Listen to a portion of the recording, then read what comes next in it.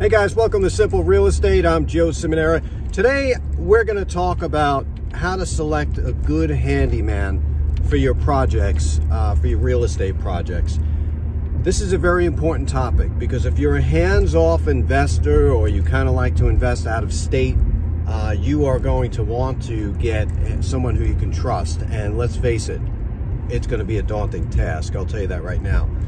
I could tell you a couple of stories of people that have screwed me over, and I could tell you stories of relationships that I've had for, 15 years, putting the individuals, kids through college and everything else. So, it works both ways, but generally it always starts off with someone's trying to screw you over, and you have to be very, very careful with that. So, how do you select somebody? I mean, how do you know if somebody's legit? Well, number one, never get just one price quote, ever. Don't ever think that, even if you think you're getting a good deal, get at least two, I like 3 price quotes with a job, because that will determine what that average price of fixing that problem is. I mean, let's face it, you spend $150 to unclog a toilet bowl, that may be considered just reckless, so you have to do everything that you need to do to try to see if you can get that down to $40. So it's all about monthly cash flow, and that monthly cash flow has to be positive. It cannot be negative. So if you're only making $250 a month on a particular unit, I know this is shaking like crazy. I got some bad roads here. I'm on the way to take a look at a house. If your positive cash flow is only $250 a month, last thing you want to start doing is paying for expensive repairs, and God forbid something serious like changing a hot water heater for $1,000. Then you're going to be negative for 3 or 4 months. So I like Craigslist. Craigslist has always been a good tool. You can do that whole Angie's List thing, but I'm telling you, you're overpaying. You're overpaying. If you want to save money, you have to find the cheap guy that does decent work, and never ever hire someone who is a plumber to do electrical work. Okay, that's another rule that I have. If you have a problem with electric, the electrician fixes the problem. Maybe a handyman with a certain light switch or something like that. But if it's really major stuff, because what's going to happen is that handyman is going to try to fix it, and if they can't fix it, it's going to cost you double, because you're going to, and I've done it before, so you're going to end up paying for this guy, and then you have to pay for the professional to finally go in there and do it right. So if you got a problem with plumbing situation, unless it's a small thing that someone can take care of, get a plumber.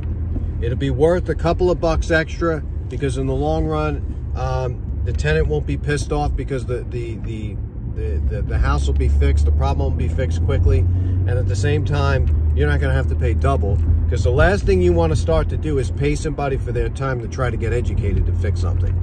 And that is a misconception that everybody has. Oh, this guy only charges me $15 an hour. Yeah, but it's going to take him 6 hours to learn how to fix the problem. So, penny wise, dollar foolish. Make sure that you're spending what you need to spend on the right stuff, and you're not just paying for somebody to learn how to try to fix something.